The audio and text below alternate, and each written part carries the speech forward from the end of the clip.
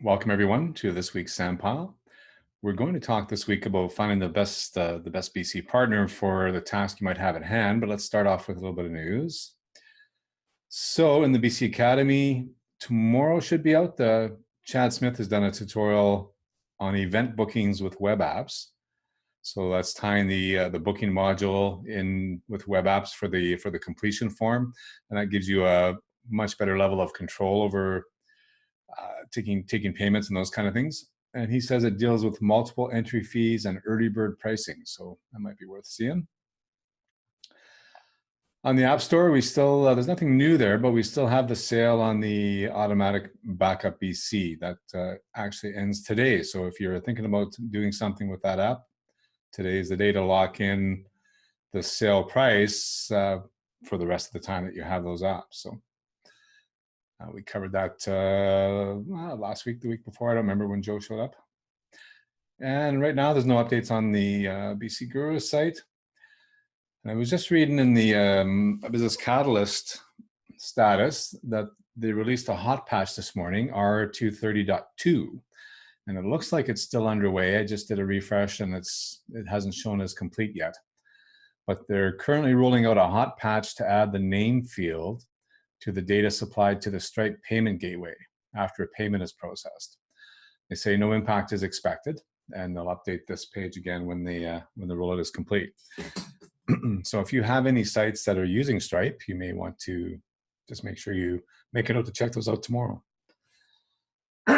Excuse me. Make a note to check those out tomorrow. Anyone have any other news they'd like to share with the community?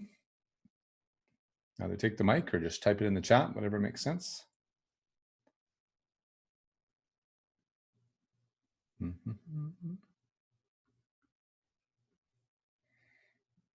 Doesn't look like it.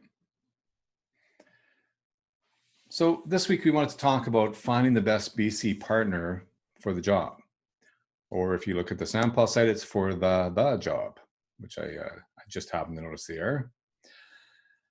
So I thought I'd open this conversation up. Oh, hang on a sec.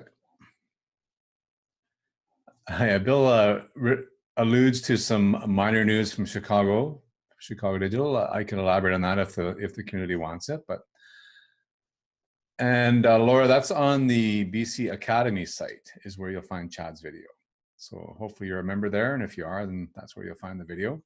If you're not a member, you can watch the preview and then decide maybe that might make the difference for you as far as becoming a member.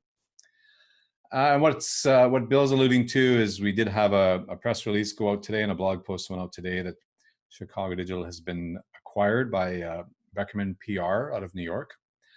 And we have become their digital marketing agency and then digital web agency, if you want to call it that. You can go read the posts if you like, but from our perspective, not much has changed. It's been in place for a couple of months now, and not much has changed. They were contracting out that work before. They decided they wanted it in-house. They liked the way that we work. They liked the things that we're doing. So they decided to acquire us that way, and they're really letting us run as an autonomous division. We still like Business Catalyst. We still intend to use Business Catalyst as the primary platform. We may have to look, if you look at a PR company and they have a $200,000 PR firm or job, they do real estate promotion. You can't say to them, well, you got to budget $20,000 so we can rebuild your website in Business Catalyst so that we can work with it. So we may have to learn other platforms, but our intent is to continue with Business Catalyst for new business where it makes sense, and certainly for our existing customers and such. So no change there. Does that satisfy your curiosity, Bill, or were you just wanted to hear me talk?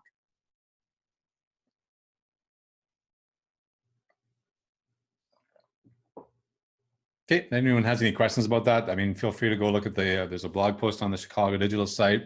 There's a couple of PR releases out there. We were acquired by a PR company, so we took advantage of that and had them help us write the press release. That was kind of cool, actually.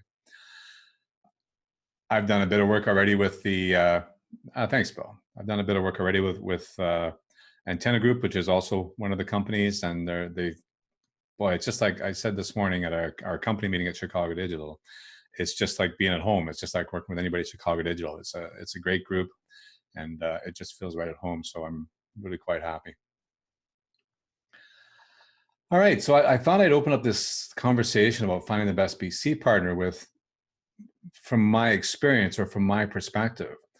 So until I decided to go full time with Chicago Digital a little over a year ago, I was contracting to them for a couple of years, and I certainly took extra work from other BC partners. So I thought you might want to hear from my perspective as a partner who's sought out for help with projects. These are the things that I try to make evident. So I'm reading off a side screen. Maybe I'll pull off here so it doesn't look so obvious.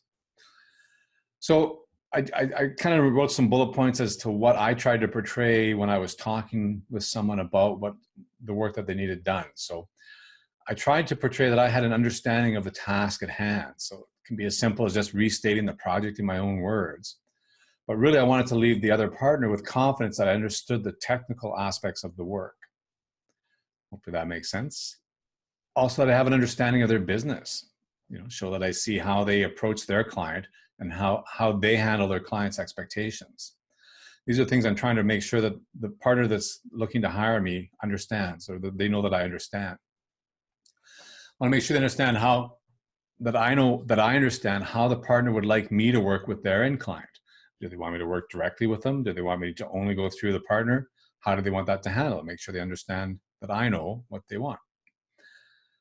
And at least that I have an understanding, or at least a general idea of how the work will be completed, and how the partner or end client will work with the solution. So some conversation about how I'm going to complete the task. I may not know exactly how it's going to work at the time that I'm talking with the partner, but I want to fill them with some level of comfort or confidence that I'm up for the task. I'm going to be able to complete it. I also want them to know that I have a support network. It's impossible to know everything about Business Catalyst. So I like to talk about how I solve problems, how I achieve tasks that may be outside of my knowledge. Where do I go? Who do I lean on? I've often joked in this forum that I just call Scott Reynolds, but certainly I have more of a support group than that. But overall, what I'm trying to do is take the price out of the equation. I mean, I need to charge what I need to charge. I need to make a living. So what I charge doesn't matter so much as what's the value that I can bring to the project. So how can they leverage something for me to return more value to their client? That's what I'm trying to get across. Because if they're hiring me because and you start quoting rates and you can when you're talking to them, you can tell, oh my God, I don't know how I'm going to be able to do that. And maybe they're not used to charging for contracting rates and those kind of things. But really, it comes down to the value that you're going to bring to the project, and you have to help them understand, hey, if this project costs you $2,000 but allows you to upsell your client to $4,000, what does it matter to you? You're getting extra money on top of that anyway. So you got to help them with that conversation. Joe finally got up off the floor. I think he fainted dead away there. So overall, I want to turn my participation in the project from an expense to an asset.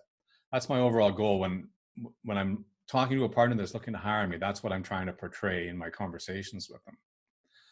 Anybody have any questions about that, or think something they'd like me to elaborate on? No pressure from Barry. Yeah, I've worked on a few projects with Barry, and we have a great relationship, and I think it works really well. And hopefully he's seen some level of those things I've talked about over the course of a few times we've worked together.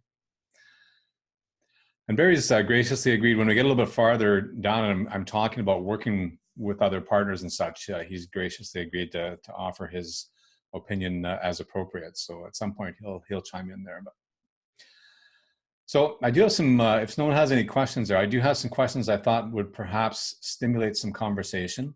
So I'll say again, feel free to grab the mic. You will have to unmute yourself in the interest of keeping things quiet. I did mute everybody when you first joined, except for Barry, but he's special. So either unmute yourself and grab the mic, or just type your question or your opinion in the chat box, making sure it's set to everybody, and I'll just reread that. So if you're working with another partner to get a project complete, do you tell your customers that you're working with another partner? So if you're doing a project with one of your clients and it requires you to find another help from another partner to complete that project, do you reveal that to your end client? I can answer that if you want. Please do. It Yeah. really depends on what we're doing, how how big the piece is. There's been a lot of times where it's just little stuff that we just do it. But if it's bigger and there's more involvement, I do. I says I just I tell them I have a partner that I work with to get this piece done. Especially if they're asking me for something very complex, I may have to go say, look, I got to go back to talk to my team. That's kind of how I phrase it. I always run my shop as a white label shop, so I don't really get into who I'm working with, but I do let them know that I have to, you know, get some feedback on what we're going to do and if we can do it sometimes. Yeah, that's. I mean, I knew that obviously, but I wondered if you've got any feedback from the client on that, or did they just accept that as a way No, of they business? accepted it. Yeah, they were cool. I didn't get any pushback. I think they realized that we can't do it all ourselves, Good. especially if they know that I'm a small shop. So Yeah. they're pretty cool. Yeah, and that's nice to know. It's it's again, like I said, I try and portray that I may not have all the answers, but I know where to go get them, and that's pretty much what you're saying. Yeah. Bill and Laura both they're saying their experience is the same. They're doing the same thing. Sometimes they reveal it, sometimes they don't, but they're doing much the same. So Jeremiah's got a question. Do you collaborate on just full projects, or do you farm out just parts of the site development? Was that for Barry or just for anybody, Jeremiah? Anyone, yeah. So the question is to the group, do you collaborate on only full projects, or do you farm out just parts of the site development? Now I can speak from my perspective. Certainly in the projects I've done with Barry, he asked me to take care of a specific portion of his overall project. We got some fairly clear definition about the guardrails, although he tends to to let me find my way within the guardrails. But he says this is the desired end state, and this is how I think we could get there. But I'm open to your ideas. That's how we've worked together, and that's my experience with most other partners that I've worked with. Is I'm being hired for a specific task. I wonder what the rest of the experience is here. So Bill says they farm out only pieces on occasion when the task is outside of their wheelhouse. So again, he's doing just pieces. We had a project we quoted earlier this year. We didn't win it, but it was a full project that I actually brought Chicago Digital in on, because it was just so immense and there's so many things that I just didn't feel that I could pull it off by just trying to do it myself and then going back to Dave or Chicago Digital to do pieces. So in that case, they were brought in as Chicago Digital. They were in the proposal of Chicago Digital as a partner in the project.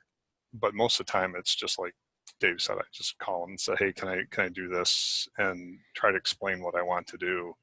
And a lot of times, Dave will come back and say, "Yeah, and we can do it like this or this or this." And, oh, by the way, did you know that just the other day? Did you know we can do it like this and it'll work great? So.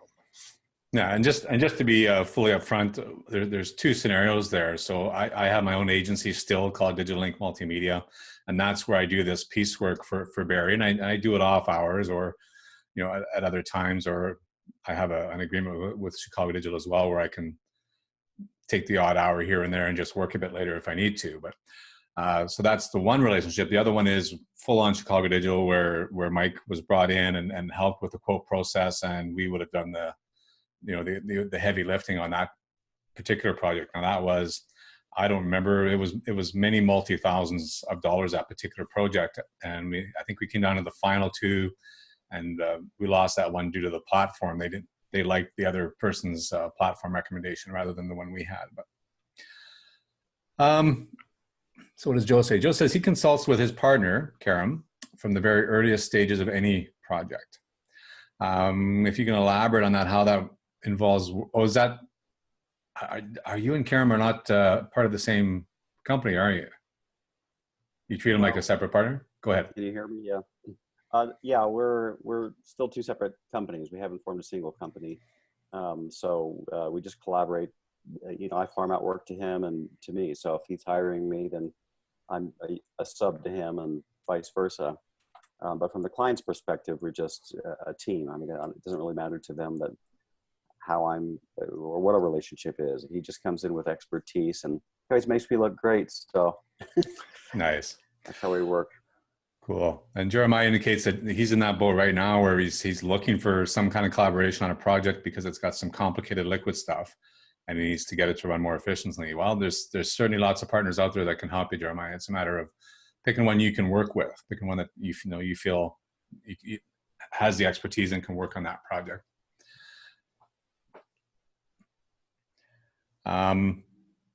If you want to send an email to me at daveh@chicagodigital.com, I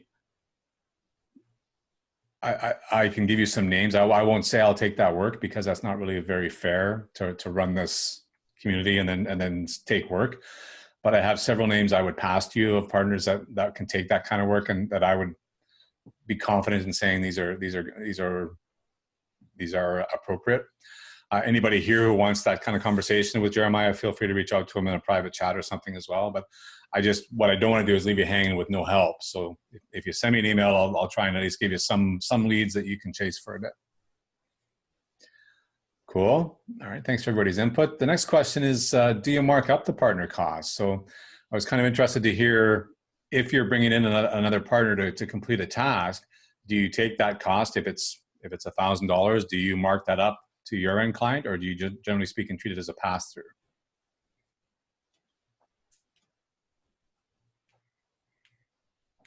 And this question is more so other partners understand what in general people are doing, I guess, is really why I ask. But Bill says, well, yeah, I have to agree with you, Bill. I mean, if you're not marking up these other costs, then that's an opportunity that you're passing up, I think. Yeah, Megan agrees. You need to mark it up as well. I mean, you have to manage. You have to account for your time to find that partner, to work with a partner, to define the parameters, to check the work when it comes back, to pay the invoice even. I mean, you have to account for your time in that. So, in my opinion, you should absolutely mark it up. And I've been doing it for years, and a lot of times we get into an agreement where, because I brought the work, they don't charge me as much. I get a discount because they didn't have to do any legwork to get that work. It all depends on the relationship. But if you're not marking up stuff, I'm going to make. Yeah, true enough. Yeah. I mean, that's just good business practice. But I did just wonder if some folks were finding that process a bit tough with their client base. So I see Mary joined us, but no image, so we can't tell if she's on a train or a bus. We'll leave that to chance. I guess this is kind of the same question. Well, maybe not. So how do you factor in the cost of your partner's work? Is it a direct pass-through as a third party? You incorporate it into your quote and mask it that way, or some other variation of that? So again, that's around exposing whether you're working with a partner or not, but do you show that on your invoice, or do you encapsulate it into your proposal as if it was your own work?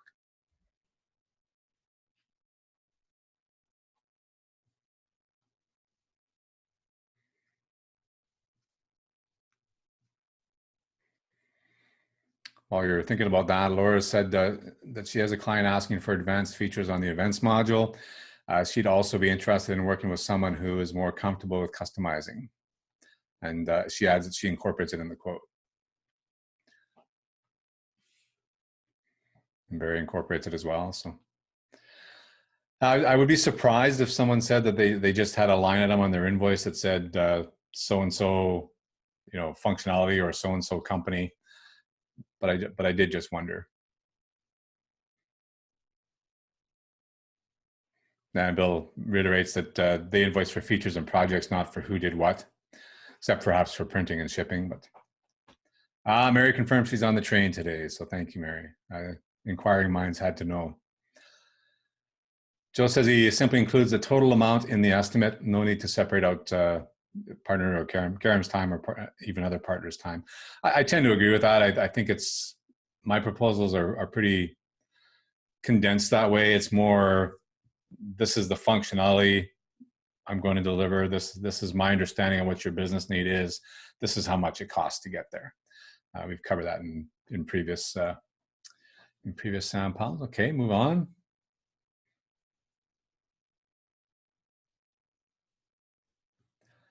And I won't bother with that. My question was, if you expose you are working with another partner, do you pay the partner or do you have the end client pay them? And I guess that's still appropriate. So if, Barry, if you were talking with your client and you expose that you're working with another partner to complete a certain task, do you have the partner invoice them directly or do you run it through yourself? Everything goes through me. Yeah. And the only time I have them invoice directly if it's, and it wouldn't be building a website, it would be for other services like PPC or something. I would bring them in as their own company, and it depends on the situation. If they're going to take and keep working with them outside of myself, might as well just bill them directly. But otherwise, everything that I do pretty much goes through A to Z. Okay. Is there I kind of caught there, like if they're doing pay-per-click or SEO optimization or those kind of things, you maybe let them bill separately, but is there a reason you don't run that particular service through yourself? I think I said a little bit, but I'll go further. I have a couple of vendors that I use where after we do the engagement and do the site and get started, we may not do a lot more for a while, but they'll continue to do an AdWords campaign or something like that. Why have us stuck in the middle? Well, I would think if you're marking it up, it's a profit center. It is, but some of the stuff it's not worth it. Depending on some of the vendors I work with, I'm bringing them in as a value add to the project to say, hey, these guys really know what they do. Let's just work with them directly, and then if they need us to do like PPC, do landing pages and stuff, it has to come back to us. But mostly most stuff I do goes right through Okay. A to Z. I like Bill's approach. He says he only has the other partner invoice if he's trying to dump the client. So then he's of course exposing that other relationship in hopes that the guy will move or the person, the company will move. Megan says I would keep it all through her own business, but disclose that I'm using another consultant. That's fine. She can't know and do everything at every level. And she's learned that bringing in other people can help so much on projects. It allows you to offer a wider level of experience, certainly to your client base. Jeremiah says I would want everything to go through him, as he does not want the client to have any info on the other person they could drop him for. Yeah, if you've ever been burned by that, it still hurts every time. So you just tend to get that way. Megan says it depends on how you pitch it to the client. Sure. And Louisa said also easier for the client as they only have to deal with one contact. Yeah, I think most people want that single point of contact relationship with their clients, so that makes the most sense to me as well, frankly. So here's an interesting technical question. So how do you have partners access the site? Full admin with special access? Do you add them as an admin? Do you have them use your account? And I cringe if you say you do that, because you should never give out your username and password because that's your Adobe ID. But I just wondered in general, how are you giving them access? So Megan says full admin. Ensure you have a backup, of course. Yeah, good idea. And one of the reasons behind this this question being asked so shortly after the other ones is if your client's in the back end, they know who has access. So if you suddenly give Dave H at chicagodigital.com admin access to the site, my thought is that might generate some questions.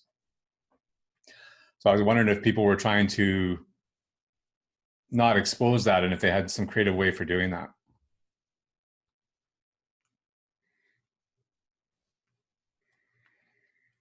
Hey, Dave, I don't know.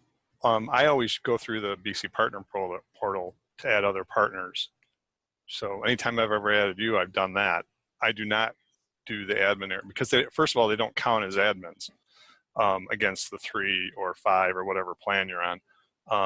I've never even looked to see what it shows. I didn't even think about that, but I don't think it's a big deal. Hey, I have partners I work with.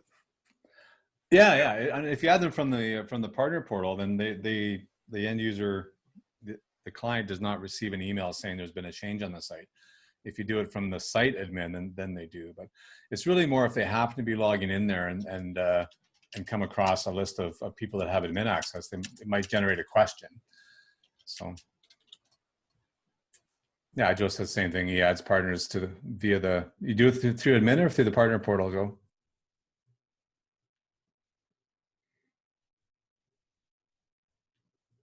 Through the portal, yeah. So generally speaking, I think probably the best practice is to add them through the partner portal, so it doesn't generate a workflow to the end client saying, "Hey, something's happening on your site," and they may discover anyway just by looking through. But in my experience, I mean, my clients don't often go in that general vicinity. So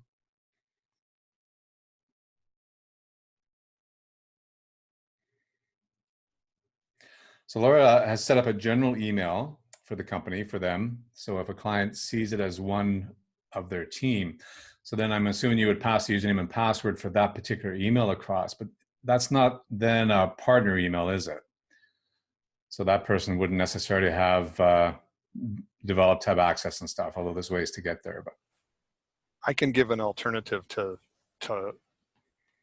if you're working with a partner on a large project where they're in there all the time and you really don't want the customer to know that they're from Chicago Digital or Digital Inc. or wherever, set them up with an email on your own system, and add them that way.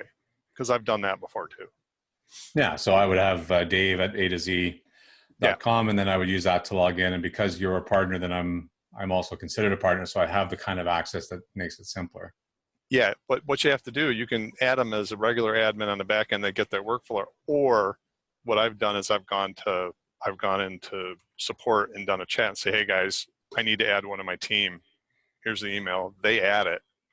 So then the workflow doesn't get triggered and it doesn't go against the 3 or 5 you have as well. Nice.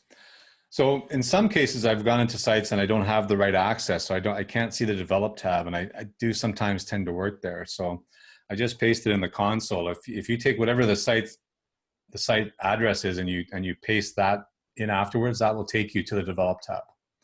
Whether you have a link in the toolbar or not, that'll take you there. In fact, I'll give you this one too.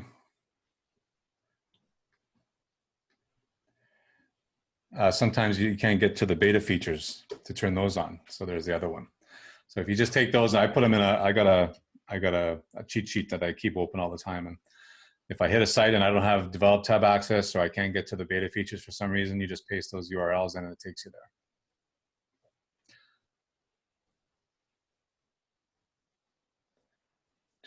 Okay, I think I got all the comments there. So when you're working with another partner, in general, do you get a fixed quote or an hourly rate? And obviously it's project dependent, obviously, because, sometimes you can't give a fixed quote because it's kind of, I like to say, well, how long is a string? You don't really know until you get into it. But I just wondered, in general, are you looking for a fixed quote, or are you looking more for an hourly rate, or do you have a budget that's provided and then you work up to that budget, and if needed, you extend it or whatever? How does that work for you guys? It depends. Yeah. How long is a string, right? That's the first thing when I usually say, how long is a string? Well, that depends. I says, well, you're exactly right. It depends. Megan says she's generally speaking looking for a fixed quote, but certainly depends on the project. So I think in my experience, most times folks are looking for a quote. Sometimes that devolves into a long conversation about what the specs are, and that's where maybe we start to talk about a budget and then working up to that amount. Dave, we've done it before where I've been on a project and I'm quoting a project and I said, I need to do this. Can we do it? How long is it going to take? Mm-hmm. So I can properly quote it. Most of the time I'm working on something new in the project, and it's just I get stuck. So I'll come to you and say, hey, can you make this work the way I want? How much time it's going to take? And it's already a project that I quoted. I can't go back to the customer. So you might just say, 2 hours, half hour. Mm-hmm. So I think you've seen it in the past. I often come back with, well, I'll give you a maximum of 3 hours, and if it's less, I'll bill you less. But if it's more, I won't bill you more. And that allows you to operate. And for me to feel I'm doing the right thing as well. I mean, I don't want to, if I get in there and I go, oh, it only took it only took an hour and a half, I don't want to bill you 3 hours, because that's not how you build long-term relationships. So. And most of the time it's less. So yeah. So I tend to kind of give you the worst case or the close to worst case, and then at least you can A, budget for it, B, communicate that to the client, and then if it's less, we all come out looking better. So Joe says Karim discounts his rates for him, but sometimes the project calls for a fixed quote because he sends them a lot of work. So it sounds like you're the same thing. You're generally speaking looking for a fixed quote, but if necessary, you'll work with a budget and an hourly rate at the Joe Welborn deep discount rate, as it were.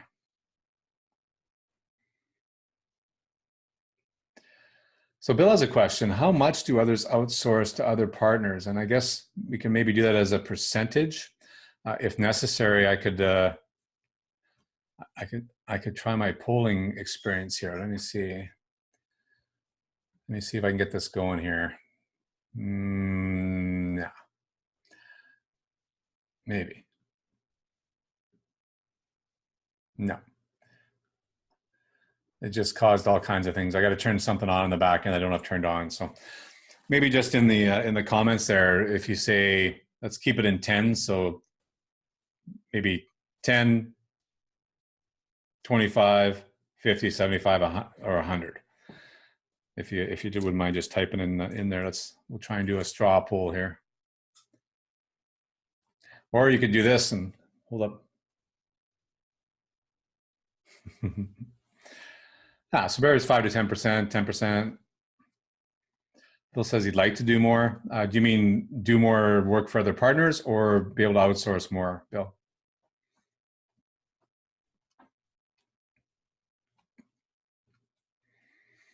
It looks like 10% seems to be a relatively decent one of these kind of numbers. So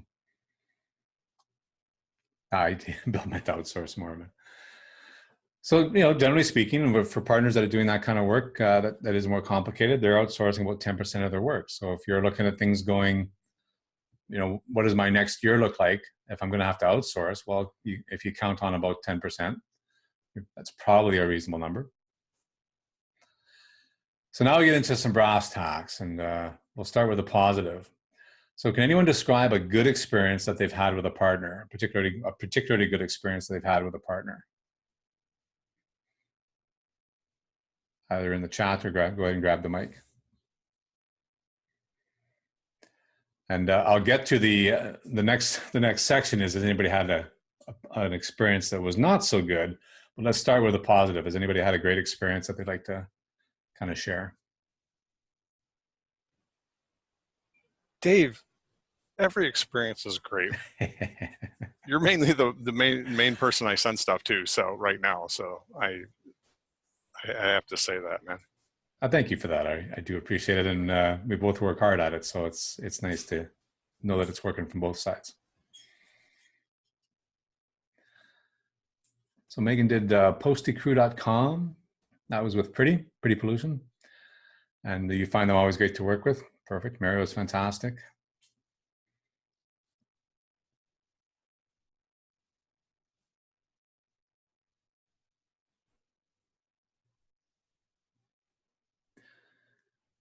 Yeah, so Bill, he said he had, I think he meant had rather than has, had EasyBC created a web app where visitors clicked on points on a map, and he's still using it years later. So cool. I was going to say, what was the biggest factor that made that experience good? Like, can you kind of narrow it down to one thing? And again, I'm trying to help other partners who are thinking about outsourcing. So kind of what was the biggest factor that made that experience good? If you can boil it down to one. Like for Bill, I'd say it's still in use years later. That's a good result.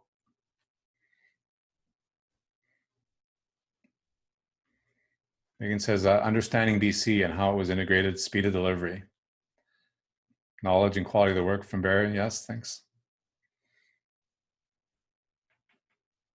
Okay. That's all kind of stuff we talked about. There's no real nuggets there. I keep hoping for a nugget, you dig and you dig, right?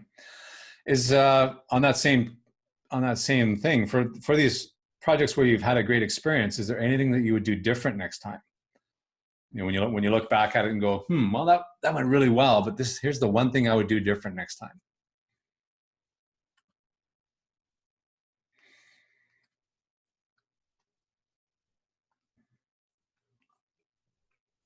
Yeah, crickets. That's good though. If it's all been good, if it's been good experiences and there's nothing to really change, there's nothing wrong with that. And then the final question: had any suggestions for other partners that are seeking out help with their projects? Kind of what's one thing like Jeremiah's looking to find a partner to help him complete some tasks. If you had one piece of advice for him, what would it be? I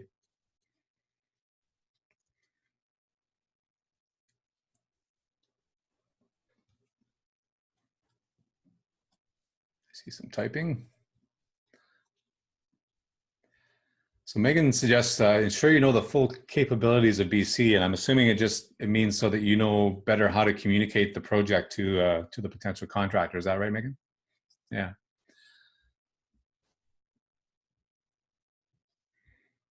John, thank you, John. He's had some really good experiences with Chicago Digital and hasn't had any bad experiences at this point, so that's cool. So Bill brings up a good point that Bill would like them to use the coding styles and the framework that they use. So Jeremiah, if you're looking to contract that out, make sure you communicate that.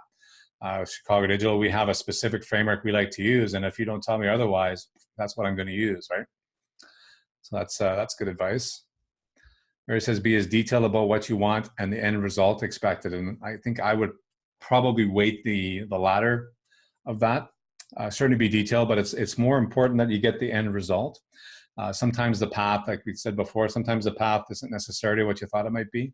But if you're real clear about what the end result, desired end result is, I think that's leads you towards some success. Can I comment on that? Absolutely, yeah. And I agree with you on that, because there's a lot of times where I've said stuff to you that, oh, I want to do it this way, this way. Well, did you know that we can do this, this, and this? And you'll come up with something that I didn't even know we could do. And actually the end result turns out even better. So I guess I take back some of that. Well, that's what Megan was suggesting too. Like when she said, find someone who knows BC to a depth that's going to be appreciated in the project, and that's what you're saying as well. I knew a different way to do it, and it took less time, and it was a better result. So that's so I say it's more important about get that desired end result in place. That's what's more important than necessarily how you get there. And Jeremiah's already gone, so I won't bother saying goodbye. So here's the other side of that coin. So can anyone describe a not so good experience that they've had with a partner? And in fairness, let's refrain from using names, but I think there's some value if someone's had an experience that wasn't great, if they could talk about that a little bit and share that with the group here. If it's happened, maybe it hasn't happened.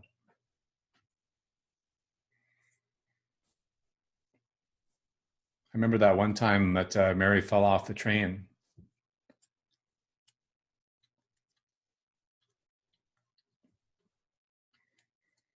And again, you can either take the mic or just type something in the chat there. It's what I'm really trying to boil it down to is okay, so if you had an experience that wasn't great, what was the biggest factor that made it difficult? How did you recover from it? And any suggestions for other partners how to avoid something like that? That's really what I'm trying to dig into. So if you had a regret or you had an experience that was difficult, how did you recover from it? And how can someone avoid having that happen to them?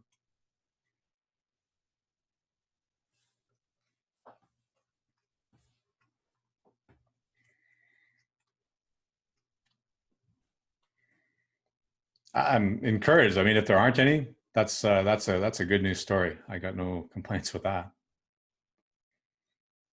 Oh. So okay, so Bill, I did some work for a client. I did work for a client, and the project started out to be one thing, but the client was one of those difficult clients, and the project grew significantly. So it sort of grew beyond what I was actually comfortable doing. So unfortunately, I had my fallback plan, which is bringing Kareem in, but it was a little tricky there for a while. The client was just doing lots of back and forth, and we've all had clients like that, but it was interesting for me because I wasn't in the role of project manager. I was just sort of the silent partner in the background, and instructions would come in from the client, which I knew were, would make it more difficult or add cost, or else I would have to eat it, which I didn't want to do. So it made it kind of complicated. So that was the one thing that was tricky. If I could boil it down to the problem was that I didn't have the ability to manage the client. It was sort of silent in the background. So that was tricky. So for what that's worth. No, that's cool. So it comes down again to, defining the project, understanding the parameters, managing creep, as it were. It sounds like you had a fair bit of creep on that, and they had an understanding. Right. They didn't think creep added up to more money. They just thought you should just do it, right? Well, they ultimately did. Yes, it was just. They did. And I liked this partner. I liked him. I liked working with him, but just one of those difficult clients. And there were times I wanted to step in, and if I had been, I just wasn't in a project management role, so that was the tricky part. Okay. Bill said he had a partner reprogram a site to be responsive. That's what they'd hired the partner for, and the resulting code in the end was convoluted, and they could not maintain it, so they ended up redoing it themselves. If I'm thinking about that, trying to relate it to an earlier comment, it's really about understanding the framework that you want used and your coding style and how you want things coded. But Bill, how did you you recovered by redoing it yourself? But any suggestions on maybe how to avoid that, or have you had other projects where you've been able to avoid that result?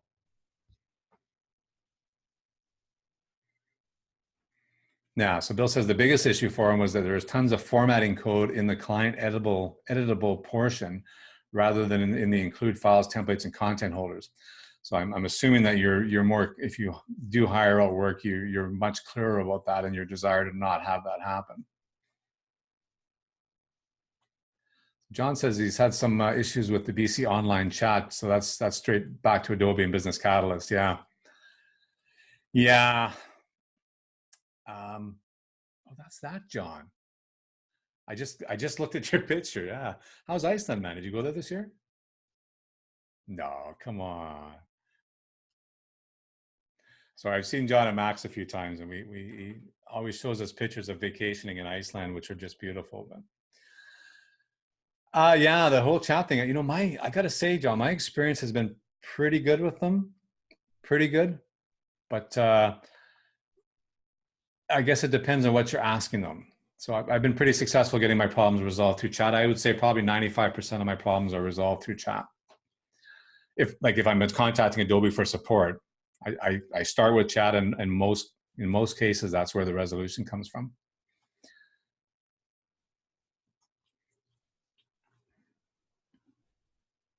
So Bill says, ask if they use Foundation and their starter CSS, et cetera, as a starting point.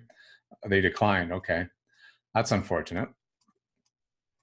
You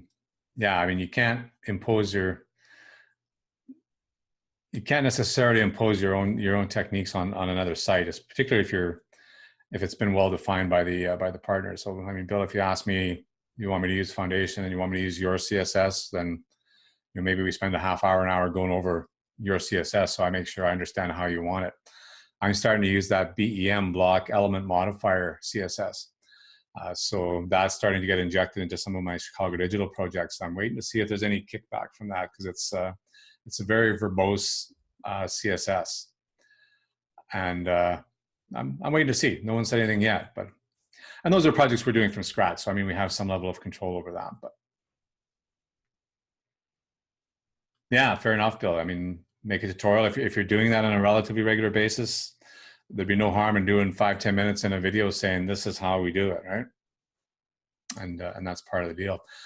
I know at Chicago Digital, when we're hiring contractors, we have a developer guidelines document. It's about 12 pages. It says this is how we do it. So if you're doing our project, this is how it's done.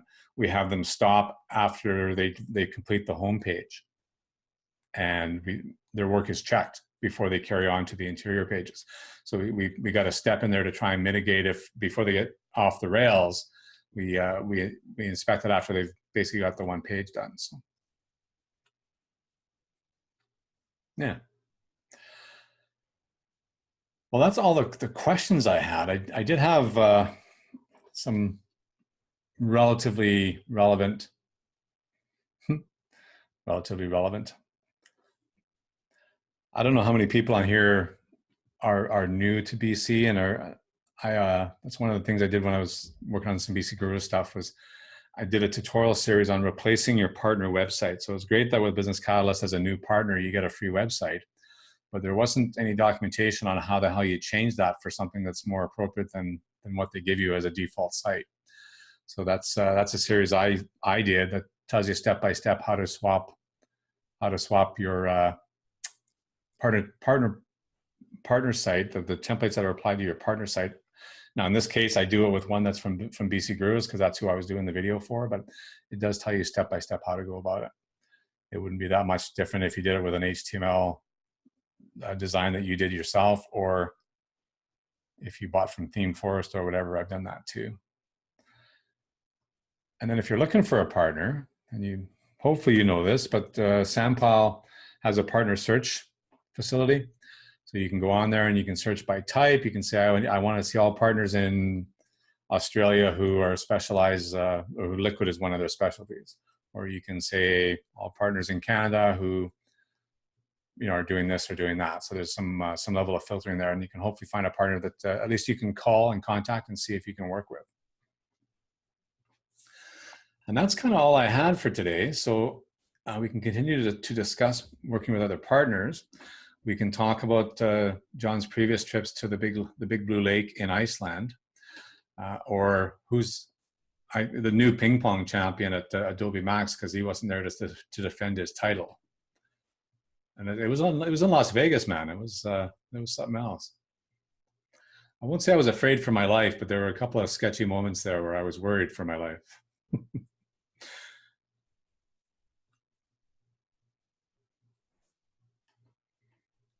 Ah, good. Excellent. I don't know yet if I'm going. I'd like to think I am, but yeah, I think it's back in Los Angeles this year. So I don't know if I kind of liked LA, and I've been there twice now. So now at least I know where to go. I'm not very adventurous. So when I go somewhere new, it takes me a little bit to settle in and see where things go. I was in San Francisco in December as part of the acquisition. I got to go see the group that's in San Francisco, and I got up in the hotel and I wanted a coffee real bad. I'm a Starbucks fanatic, and I pulled up the app and I said, okay, show me all the Starbucks that are near me. I'm in San Francisco, keep in mind. So here's my red dot, and there was 40 within what I would have perceived walking distance. And I thought, I've died and gone to heaven.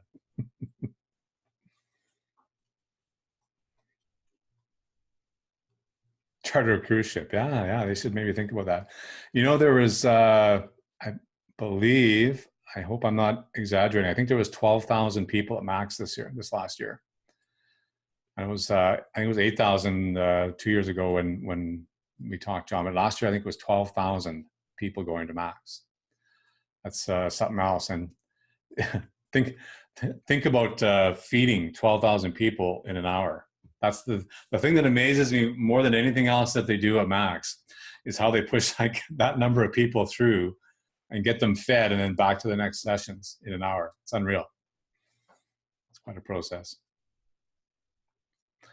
So anyone have any other advice for working with other partners? If anybody's looking for partner work, feel free to put your email address in the comments there, and people can pick it up or not, whatever makes them happy. Yeah, it was okay, John. Is that in some ways it felt even better.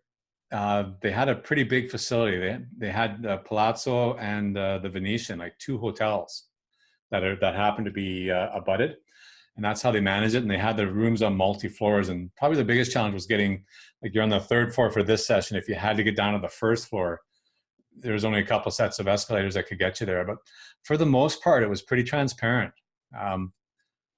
getting into the general session and getting into the sneaks, there's always lineups for that. But even those didn't seem too bad. I was surprised when they said there was 12,000 because I really didn't feel it. I thought, but I mean, like Vegas is used to handling that, right? In fact, I probably spent more time in the lineup at the friggin' Starbucks in the hotel than I did in any place else I went. You'd show up there in the morning. If you didn't get there early enough, there was like 50 people in line for a coffee, right?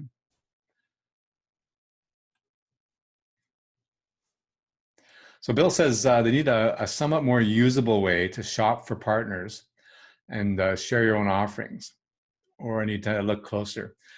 Fair enough, Bill. Have a look at that link I put there. We thought it was pretty good when we did it, but we did do it like 4 years ago, and we've learned some stuff since, and maybe it's time to have another look at it.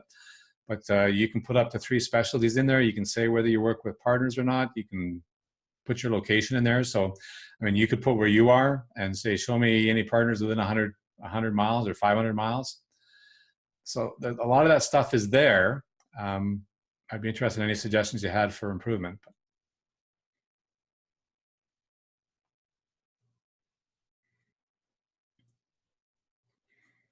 And of course, I'm waiting to see if he types anything, because the next answer is, okay, well, let's collaborate on that. You and I can build it together, Bill. That's how Scott and I ended up doing the Sandpile site last time. Hey, Dave. This is not Sandpile, but BC Gurus has a partner section, and I'm curious what the status of that is, because I used to be listed. And actually, I think got some calls through it from people that actually weren't looking for me as a partner, but looking to do business with me. But you can use it both ways. Obviously, if you're using BC Gurus. Yeah, that's still there, and I don't think you have to be. I can't remember if you have to be a member or not to get there. There's a link in there.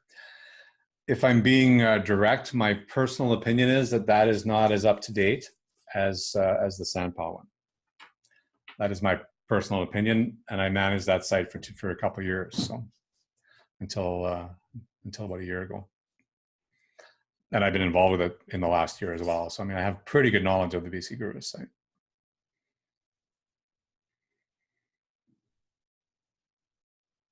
So I mean, there's lots of partners in there, and you can still filter down, but I'm not convinced that that's as up to date as it could be, because I see all the workflows from people that are submitting stuff and updates and such, right? And I did not see that many.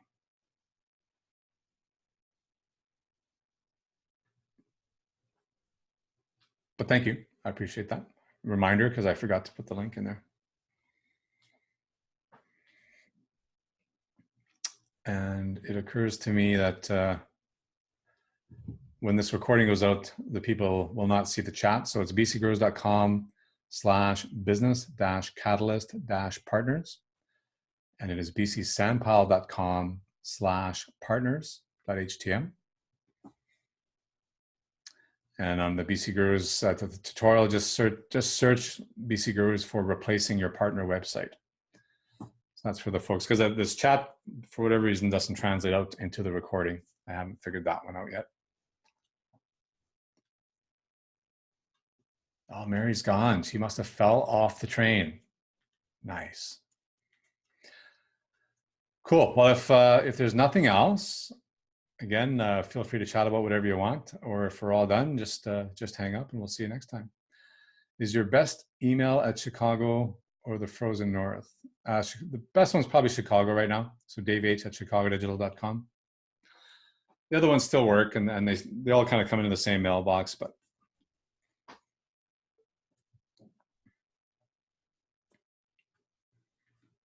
Oh, you're welcome, Louise. Thanks. Hopefully, if you were looking for it, you wound up with some insight and some ways that you can approach your projects and bring in a partner if appropriate. And okay, thanks, Megan. I appreciate you coming and your input. See you next time. I'll see you. And thanks, Barry. I know it's an odd time of night for you to show up, so I appreciate you making the time. That's good.